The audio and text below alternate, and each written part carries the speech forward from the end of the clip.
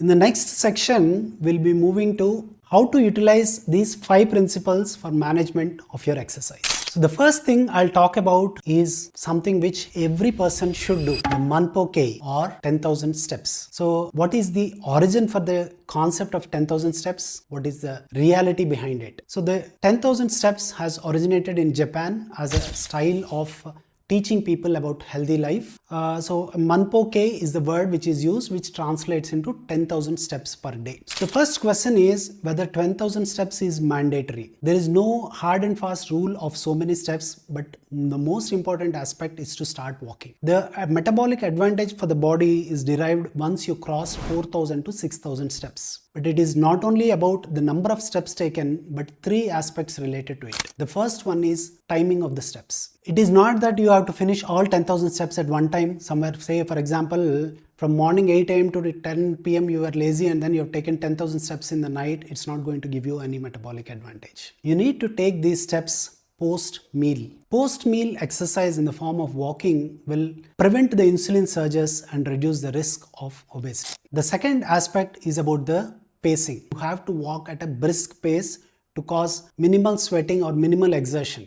You need not jog or run, but walking at quite a brisk pace provides a significant advantage. The third aspect of walking is the consistency. Making sure that you do this every day is the one which makes the difference in your long-term health. So it's not just about the number 10,000, but consistency, timing and pacing are the main aspects which gives you the advantage when it comes to walking. Next, we'll move on to the exercise. How to plan your exercise for a week, how to plan your strength training, high intensity interval training and standard aerobic activity. So if you are a serious exercise doer, then the following plan is one which gives you the maximum metabolic advantage. So the first one is steady state aerobic activity. Steady state aerobic activity is something like running, cycling, these kind of exercises which are performed over a period of 45 to 50 minutes. The important aspect is too much exertion is not required. You need to do your exercise in such a way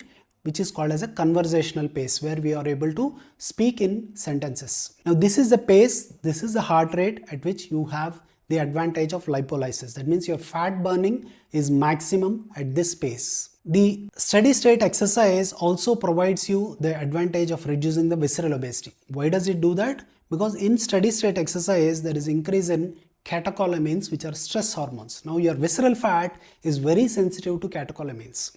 We have discussed earlier that by burning the visceral fat or by reducing the visceral fat, you have the maximum advantage with respect to free fatty acids released to the liver, thereby reducing the obesity risk profile. The next aspect of exercise is to include HIIT as a part of your training. Now we discussed that you can include 2 days of aerobic activity and then 1 day at least of HIIT. So what is HIIT training? HIIT training is 1 minute to 1.5 minutes of intense activity followed by 30 seconds of slow activity. Say for example, if you are running, you need to run at a very fast pace for a short period and then at a slow pace and go back to the fast pace. Now there is an advantage of these frequent shifts. The first advantage is the body learns to shift metabolically. That means when you are running fast, the body is not able to manage the energy just from the glucose, so it shifts to the fat metabolism.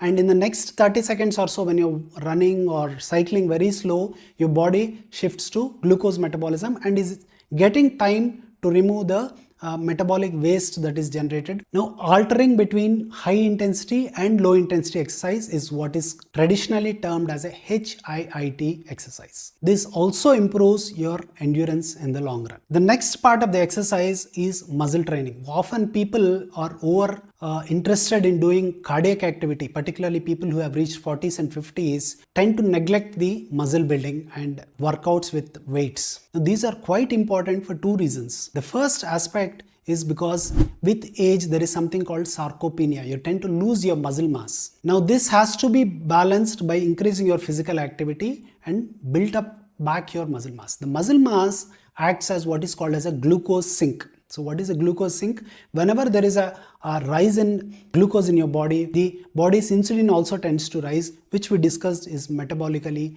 not good for your body.